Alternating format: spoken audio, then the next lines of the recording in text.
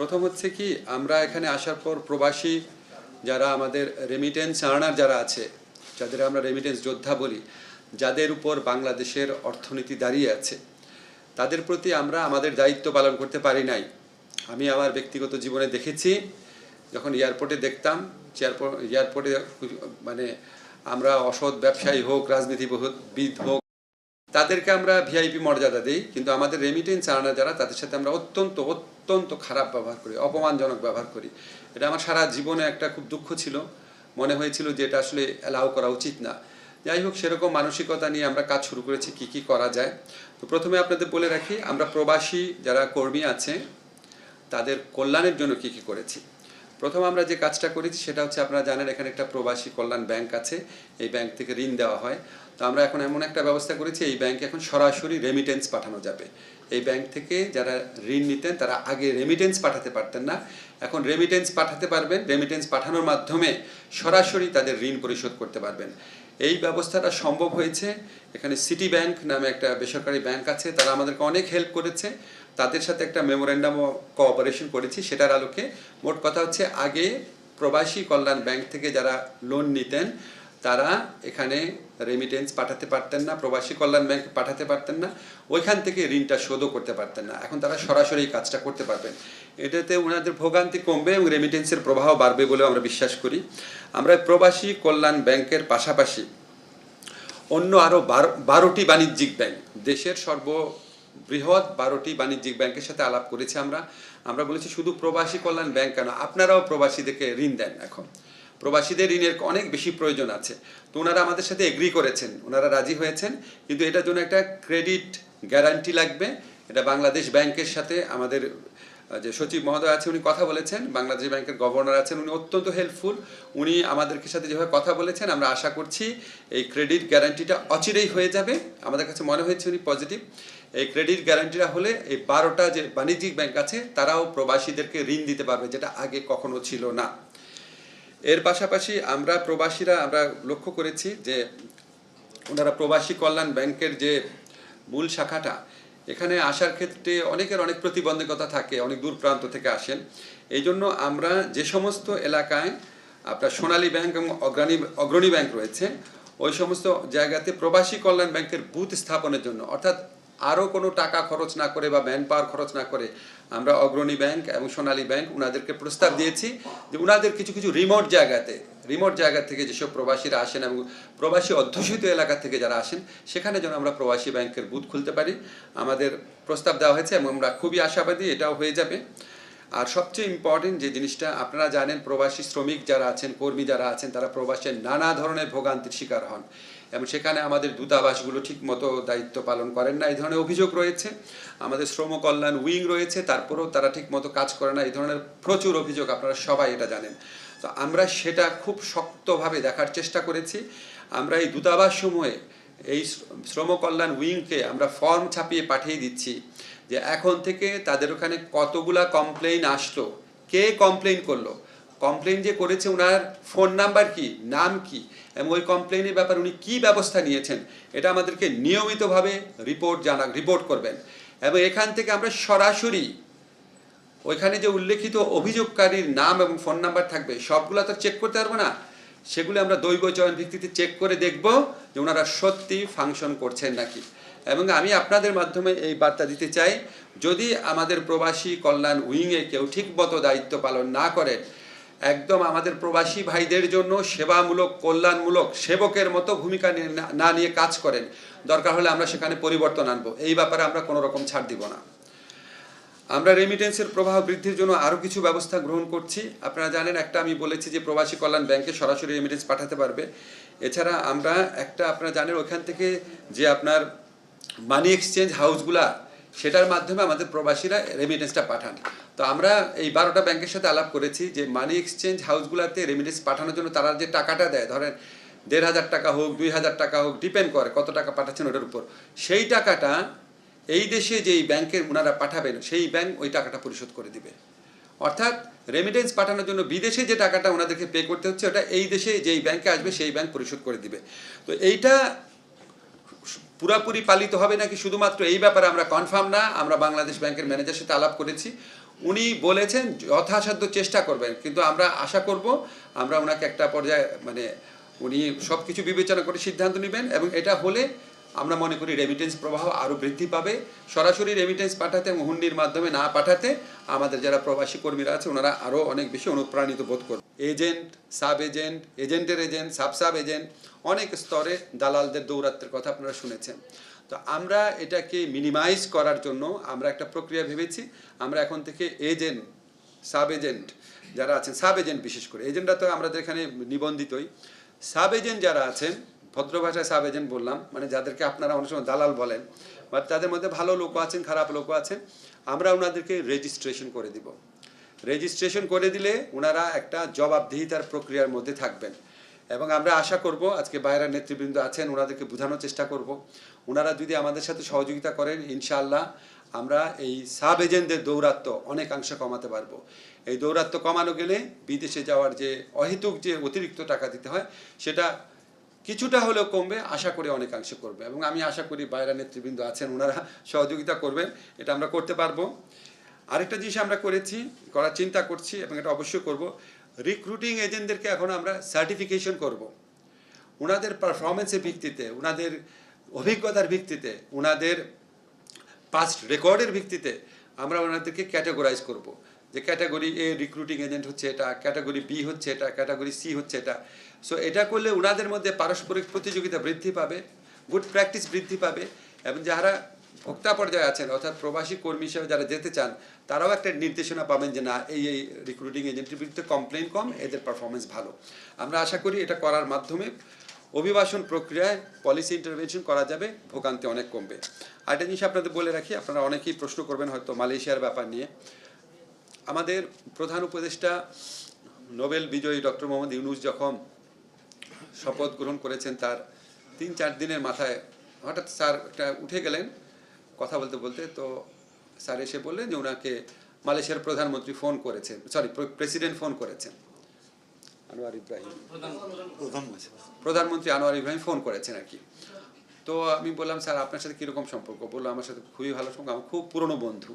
তো আমি সাথে সাথে বললাম স্যার তাহলে আমরা কি মালয়েশিয়া কর্মী পাঠানোর ব্যাপারে আপনার কোনো সাহায্য পাবো নাকি? বলে যা লাগে আমাকে করতে বলো, আমি করবো এটা। সো আমরা তো অনির্দিষ্ট কথা বলে লাভ নাই, আমরা মার্কেটটা ইনভেস্টিগেট করছি মালয়েশিয়ার ব্যাপারে।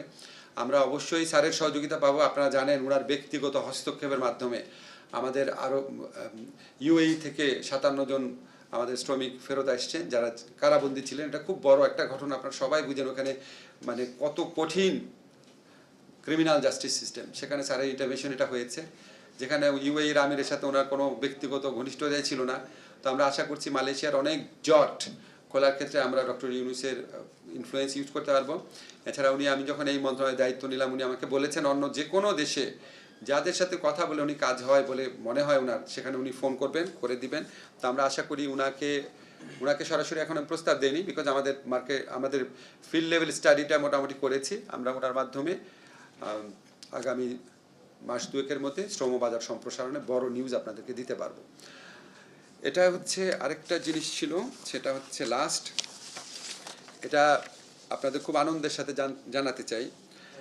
আমাদের যারা প্রবাসী শ্রমিক যারা এই ছাত্র জনতার বৈষম্য বিরোধী আন্দোলনের সাথে সংহতি জানিয়ে নিজেদের জীবন এবং জীবিকাকে রিস্কের মুখে ফেলে ওনারা কতজনেরটা হয়েছে 87 জন। আচ্ছা, ওনারা জীবন এবং জীবিকার ঝুঁকি নিয়ে ওখানে কারাবরণ করেছেন। আমরা ওনাদের এই স্যাক্রিফাইসটা সবাই মনে রেখেছি। আমি দেখেছি ওনারা যখন দেশে ফিরে আসার সিদ্ধান্ত হয়েছে আপনারা সবাই, পত্রিকা যারা আছেন, সাধারণ মানুষ সবাই কী পরিমাণ উচ্ছ্বসিত হয়েছেন। আজকে আপনাদেরকে আরেকটা গুড নিউজ দিতে চাই, আমরা প্রবাসী কল্যাণ মন্ত্রণালয়ের পক্ষ থেকে ওনাদের পুনর্বাসনের ব্যবস্থা করব। আমাদের অলরেডি 87 জনের সাথে যারা ফিরে এসছেন, আপনারা জানেন 57 জন না, আরও অনেকেই বন্দী ছিলেন, অনেকেই ফিরে আসছেন। 87 জনকে আমরা এনলিস্ট করতে পেরেছি। আমরা ওনাদেরকে কর্মসংস্থানের ব্যবস্থা করব বাংলাদেশে। ওনাদের প্রতি এটা আমাদের দায় মনে করি বাংলাদেশের। আমরা প্রবাসী কল্যাণ ব্যাংকের প্রবাসী কল্যাণ যে স্কিম আছে বিভিন্ন আমাদের ওই মন্ত্রণালয়ের মাধ্যমে, আমাদের ব্যাংক আছে আমাদের একটা বোর্ড আছে, কল্যাণ বোর্ড আছে, আমাদের বিএমইটি আছে, যেখানে আমাদের মোট কথা আমাদের মন্ত্রণালয়ের মাধ্যমে তাদেরকে কর্মসংস্থান মানে চাকরি হোক, ব্যবসার উদ্যোগ হোক, সেটার ব্যবস্থা করব। দরকার হলে আমরা এখানে যারা প্রাইভেট সেক্টর আছেন, যারা খুব মানব কল্যাণে কাজ করলেন, তাদের সাথে যোগাযোগ করব। এমনও আমরা চিন্তা করেছি যে ওনাদেরকে আমরা একটা সিড মানি দিয়ে, আমাদের প্রবাসী কল্যাণ ব্যাংক থেকে যদি করার স্কোপ থাকে, আমরা ওনাদের উদ্যোক্তা হওয়ার যদি ওনাদের ইচ্ছা থাকে, সেখানেও আমরা ওনাদেরকে সহযোগিতা করব। যদি প্রয়োজন হয় আমরা এখানে যে আপনারা জানেন গ্রামীণের আওতায় গ্রামীণ ব্যাংকের যে ফরম্যাট রয়েছে, তাদের বিভিন্ন উদ্যোক্তা কর্মসূচি রয়েছে, দরকার হলে তাদের সাথে পার্টনারশিপে কাজ করব। মূল কথা হচ্ছে আমরা ওনাদেরকে বিকল্প কর্মসংস্থানের ব্যবস্থা করব। বোয়েসেলের মাধ্যমে সম্ভব হলে বিদেশে পাঠানোর চেষ্টা করব, অন্য কোনো দেশে। একটা দেশে তারা যেতে পারে না, হয়তো অন্য দেশে পারবে। সম্ভব না হলে আমরা আমাদের প্রবাসী কল্যাণ মন্ত্রণালয়ের উদ্যোগে নেতৃত্ব দিয়ে অবশ্যই তাদের কর্মসংস্থানে আমরা সর্বাত্মক প্রচেষ্টা গ্রহণ করব। আসলে 17,000 প্লাস জনের ব্যাপারে আমরা অলরেডি পদক্ষেপ নিয়েছি। আমরা বসেছিলাম সব যারা রিক্রুটিং এজেন্ট আছে ওনাদের সাথে। আমাদের প্রাথমিক স্তরে আমরা বলেছি রিক্রুটিং এজেন্টরা সাব এজেন্টদেরকে টাকা ফেরত দিবে, সাব এজেন্টরা প্রবাসী যারা শ্রমিক ছিল, যাওয়ার কথা ছিল, তাদেরকে টাকা ফেরত দিবে। রিক্রুটিং এজেন্টরা সাব এজেন্টদের ক্ষেত্রে টাকা ফেরত দিয়েছে, প্রায় 100% ক্ষেত্রে টাকা ফেরত দেওয়া হয়েছে। সাব এজেন্টরা এখনও প্রবাসী যারা মালয়েশিয়া যেতে পারেনি, তাদের ক্ষেত্রে টাকা ফেরত দেওয়ার ক্ষেত্রে মাত্র 25% অগ্রগতি হয়েছে।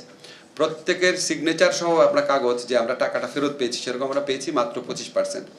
বাট এটা আমরা সময়সীমা যে বেঁধে দিয়েছিলাম সেটা আছে। আমরা আশা করি এটা 100% আমরা অ্যাচিভমেন্ট করতে পারবো। 17,000 কেন যেতে পারেনি সেই ইতিহাস আমি আর তুলব না, আপনারা সবাই জানেন এটা আমাদের সরকারের আমলে না, আগের আমলে হয়েছে।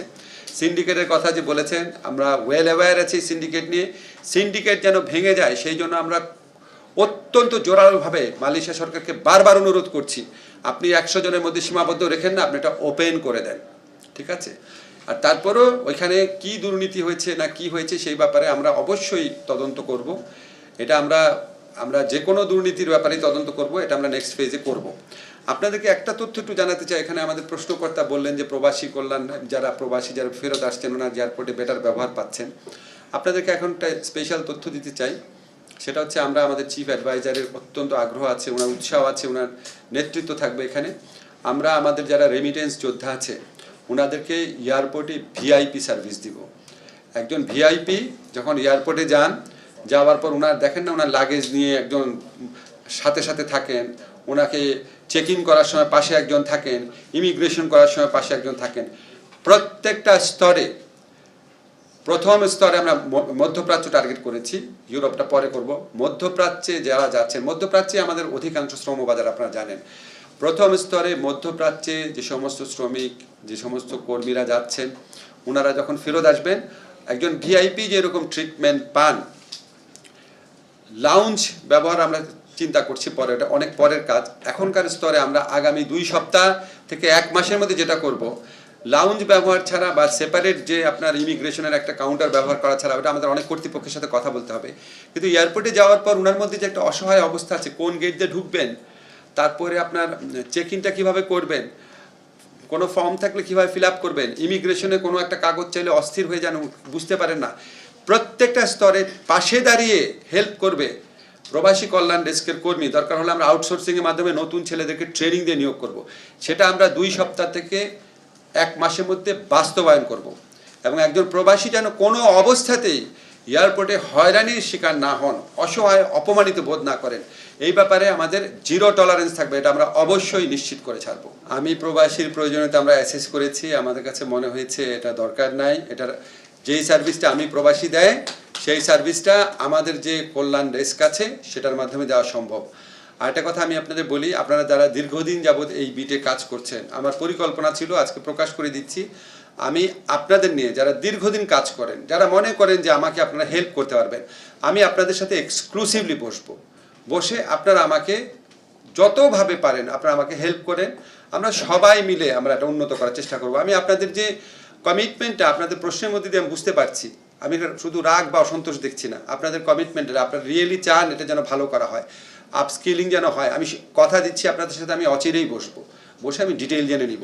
ওই বসাটা কিন্তু কোনো ক্যামেরা থাকবে না, আপনারা আমাকে অবহিত করার জন্য, আমাকে যত কমপ্লেইন আছে সব কিছু জানানোর জন্য বসবেন। আমার সাথে ডিজিরা যারা আছেন, সচিব সাহেব বলবেন, যা ইচ্ছা আপনাদের বলেন। আমরা নতুন নতুন ওইখানে ধরেন প্রত্যেকটা মিডল ইস্টের দেশে ভালো একটা ল ফার্মের সাথে এঙ্গেজ করার চিন্তা করছি। আমরা এখানে লিগ্যাল সাপোর্ট দেওয়ার জন্য এখানে সেন্ট্রালাইজড একটা মনিটর সিস্টেম করার চেষ্টা করছি। আমরা চেষ্টা করছি প্রতিটা নির্যাতনের ঘটনাতে ওইখানকার আইনগত প্রতিকার যতটুকু ব্যবস্থা আছে সেই ব্যবস্থা নেওয়া যায় নাকি দেখার জন্য। এটা অনেক বড় চ্যালেঞ্জ ভাই, বুঝতেই পারছেন। এটা আমরা যা শুরু করেছি এবং এটা আমাদের জন্য অত্যন্ত বেদনাদায়ক ব্যাপার। আমরা যখন ওই সমস্ত নিউজ পড়তাম যে তারা তো ওখানে গেছে কাজ করার জন্য, তারা তো হ্যারাস্ট হওয়ার জন্য, টর্চার হওয়ার জন্য যায় নাই। এখন আপনাকে আমি এখনই অনেক বড় কিছু বলতে পারবো না, কিন্তু এটা আমাদের বিবেচনায় আছে। আমি যখন ওখানে যাওয়ার পরিকল্পনা আছে আগামী 1 থেকে 1.5 মাসের মধ্যে, সরাসরি কথা বলে সরাসরি সিচুয়েশন জানার চেষ্টা করব। আপনারা জানেন যে আমাকে যে কোনো কারণে হোক অনেক মানুষ চিনেন। আমি এমনি সৌদি আরবে যখন হজ করতে গিয়েছিলাম তখন আমি প্রচুর কমপ্লেন পেয়েছি। এবার একদম টার্গেট করেই যাব, ইনশাল্লাহ কথা বলবো, বাস্তব মাঠের পরিস্থিতি জেনে নিয়ে ওইখানকার আমাদের যে লেবার উইংগুলো আছে তাদের ক্যাপাবিলিটি কতটুকু, সমস্যা কতটুকু, এখানে ল ফার্ম যাদের সাথে কাজ করে তাদের কোয়ালিটি কীরকম, সব কিছু অ্যাসেস করার পরিকল্পনা আমাদের আছে। একটু টাইম লাগবে, কিন্তু আমরা অবশ্যই ব্যবস্থা নিব।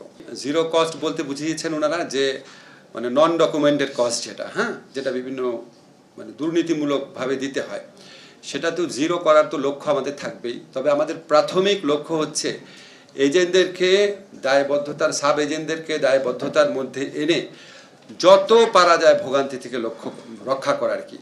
আমাদের মূল অবজেক্টিভ হচ্ছে যেই টাকাটা ওনাদেরকে বৈধভাবে দিতে হয় তার বাইরে যেন 1 টাকাও দিতে না হয়। কিন্তু আমাদের তো কোনো ম্যাজিক ফর্মুলা নাই, আমরা আস্তে আস্তে আগাবো, যতদিন যাবে তত এই কস্টটা কমে আসবে। এই লক্ষ্যে আমরা কাজ করবো, এটা আপনাদেরকে আমরা প্রতিশ্রুতি দিচ্ছি। আর এটা কর্মবাজারে যেটা বলেছিলেন স্থবিরতা আছে, এটা তো আন্তর্জাতিক বাজারে স্থবিরতা থাকলে আমাদের কিছু করা নাই। যেমন মালয়েশিয়া সব দেশ থেকেই বন্ধ করে দিয়েছে, এখন প্ল্যান্টেশন সেক্টরে কিছু লোক নেওয়ার চেষ্টা করছে হয়তো। তো এটা আমরা চেষ্টা করব, আমরা একটু অন্য নতুন মার্কেট খোঁজার চেষ্টা করছি। পূর্ব ইউরোপিয়ান কিছু দেশে কিছু মার্কেট ওপেন হচ্ছে, সোভিয়েত ইউনিয়নের মার্কেট ওপেন হচ্ছে রাশিয়াতে। তবে সেখানে আবার এক ধরনের রিস্ক আছে। পূর্ব ইউরোপের কথা বলে ওনারা আসলে ওখানে থাকেন নাকি চলে যান, কোনো রিস্কে পড়েন নাকি, সো সেটা আমাদেরকে খুব থরলি ইনভেস্টিগেট করতে হবে। আমরা চেষ্টা করব নতুন নতুন বাজার সম্প্রসারণের চেষ্টাও করব। ওয়েজ আর্নার বন্ড ক্রয়ের ক্ষেত্রে এখন সর্বোচ্চ সীমা হচ্ছে 1 কোটি টাকা। আমরা সেটা বাতিল করার প্রস্তাব করেছি। এগেইন বাংলাদেশ ব্যাংকের অনুমোদন লাগবে, সহায়তা লাগবে। আমাদের মনে হয়েছে উনি এটা করে দিবেন, বেশ পজিটিভলি উনি এটা নিয়েছেন। আর কোনো ক্রয় সীমা থাকবে না, ওয়েজ আর্নার বন্ডের মাধ্যমে অনেক বেশি রেমিটেন্স পাঠানো যাবে। বৈদেশিক কর্মসংস্থান বৃদ্ধি অনেক বড় একটা চ্যালেঞ্জ, আপনারা খুব ভালো করে জানেন। আমরা এক্ষেত্রে খুব সাফল্য অর্জন করতে পারি নাই, বাট কিছু কিছু ক্ষেত্রে সাফল্য হয়েছে। সৌদি আরবেতে 200 জন নার্স পুরুষ ও মহিলা প্রেরণের জন্য MOU স্বাক্ষরিত হয়েছে। ইটালির অর্থ মন্ত্রণালয় একটি প্রকল্পের আওতায় 250 জন দক্ষ কর্মী পাঠানোর ব্যবস্থা হচ্ছে। জাপানে একটা প্রতিষ্ঠানকে লেটার অফ ইন্টেন্ট দেওয়া হয়েছে। আমরা দাবি করছি না এগুলি খুব উল্লেখযোগ্য অগ্রগতি, বাট শুধু বলছি যে এই ক্ষেত্রে আমাদের কার্যক্রম অব্যাহত রয়েছে। আর আরেকটা জিনিস আপনাদের বলি, আমাদের এখানে প্রবাসী কর্মীদের বিদেশে পাঠানোর ব্যাপারে অনেক ভোগান্তি হয়, অনেক টাইম লাগে, এটাও একটা চিরাচরিত কমপ্লেন। তো আমরা ইনভেস্টিগেট করে দেখলাম যে এখানে প্রবাসীরা বিদেশে যেতে চাইলে 3টা স্তরে অনুমোদন লাগতো। একটা হচ্ছে কনসার্ন দূতাবাসের, ধরুন সৌদি আরবে পাঠাতে হলে সৌদি আরবে দূতাবাসের, তারপর হচ্ছে মন্ত্রণালয়ের, তারপর হচ্ছে BMETর প্রশিক্ষণ ব্যুরোর। তো আমরা এখন থেকে মন্ত্রণালয় আর কোনো ভূমিকাই পালন করবে না, এখন থেকে 2টা জায়গায় অনুমোদন নিতে হবে। তো 3টা জায়গার পরিবর্তে যখন 2টা জায়গায় অনুমোদন নিতে হবে, তাহলে প্রবাসীদের এই বিদেশে যাওয়ার ক্ষেত্রে অনুমোদন প্রক্রিয়া যে ভোগান্তি, সেটা আমাদের হিসাব মতে অনেক কমবে এবং 15 থেকে 30 দিন সময় কমে যাবে। লিড টাইম আমরা বলি, ওনাদের যে যাওয়ার প্রস্তুতির যে সময়টা, সেটা যদি 3 মাস লাগতো আগে, এখন আমরা আশা করি এটা 2 থেকে 2.5 মাস লাগবে বড় জোর। আমরা চেষ্টা করবো অন্তত 1 মাস কমানোর জন্য। বাট আপনাদেরকে কনফার্ম করছি মন্ত্রণালয়ের অনুমোদনের প্রক্রিয়া আর থাকবে না, এটা আমরা প্রয়োজনীয় আইন সংস্কার করে ফেলেছি। আমাদের কাছে তো কাগজপত্র লিখে ওনারা বলছেন যে টাকা বুঝে পেয়েছি, তার মধ্যে অনেক থ্রেড থাকতে পারে, অনেক ম্যানিপুলেশন থাকতে পারে। সমস্ত কাগজপত্র পাওয়ার পর আপনাদের মতো সাংবাদিকদের সহযোগিতায় আমরা আবার ইনভেস্টিগেশন করব। এখন যেই লোকটা ধরেন তার 5 লাখ টাকা ধরেন ফেরত পাওয়ার কথা, সে 2 লাখ টাকা পেয়ে হয়তো লিখে দিচ্ছে, আজকে লিখে দিচ্ছে, 3 মাস পর যখন আমরা ইনভেস্টিগেশন করবো তখন তো তার দায় দায়িত্ব থাকবে না। আমরা অবশ্যই এটা পুনরায় ইনভেস্টিগেশন করব, আপনাকে কথা দিচ্ছি। আপনাদের প্রতি অনুরোধ, আপনারা বস্তুনিষ্ঠ রিপোর্টিং করা অব্যাহত রাখেন। এটা একটা বড় চক্র, খুব জটিল একটা ব্যাপার। এখানে মন্ত্রণালয় একার পক্ষে অনেক কিছুই করা সম্ভব। আপনারা সহযোগিতা করলে আরও অনেক বেশি কিছু করা সম্ভব। আপনারা সারাক্ষণ এই সমস্ত বিষয় রিপোর্ট করতে থাকেন। আমরা যদি কোনো অন্যায় করি, ভুল করি, এক বিন্দু ছাড় দেবেন না। সবসময় আমাদের উপর একটা ওয়াচডগ বডি রেখেন।